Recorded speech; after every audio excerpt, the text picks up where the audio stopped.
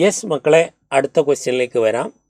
29th shift 2-ലെ 29th January shift 2-ലെ ക്വസ്റ്റ്യനാണ്. ക്വസ്റ്റ്യൻ നമ്പർ 8 ആണ് നമ്മൾ ഇനി ഡിസ്കസ് ചെയ്യാൻ വേണ്ടി പോകുന്നത്.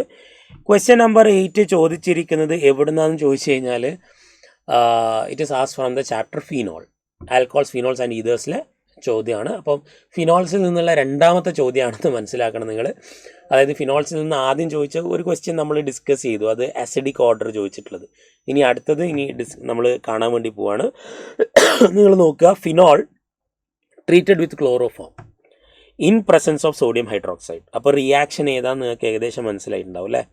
അപ്പോൾ ഫിനോളിനെ നമ്മൾ ക്ലോറോഫോമിൻ്റെ പ്രസൻസിൽ ക്ലോറോഫോം എന്ന് പറഞ്ഞാൽ തന്നെ നിങ്ങൾക്കറിയാം ഡൈക്ലോറോ കാർബീൻ ഇൻ്റർമീഡിയറ്റ് അല്ലെങ്കിൽ അറ്റാക്കിംഗ് ഇലക്ട്രോഫൈലായിട്ട് വരുന്ന കേസാണ്. അതിനെ പിന്നെ NaOH വെച്ച് ട്രീറ്റ് ചെയ്യുന്നു എന്നുള്ളത്. സോ ഇവിടെ നമുക്ക് എന്താ കിട്ടുക, ഇവിടെ നമുക്ക് OH വരും, ഇവിടെ CHCl2 ആയിട്ട് മാറും, CHCl2. ശേഷം നമ്മൾ NaOH റിയാക്ട് ചെയ്ത് കഴിയുമ്പോൾ അവിടെ ഹൈഡ്രോളിസിസ് നടന്ന് അതെന്തായിട്ട് മാറും, അത് ആൽഡിഹൈഡായിട്ട് മാറും. സോ 2-ഹൈഡ്രോക്സി ബെൻസാൽഡിഹൈഡ് നമുക്ക് കിട്ടും. കാരണം ആൽഡിഹൈഡിക് ഫങ്ഷണൽ ഗ്രൂപ്പ് വന്ന priority ആൽഡിഹൈഡിനാണ്.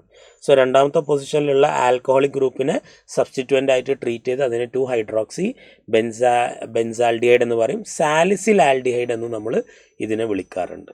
So the answer is 4.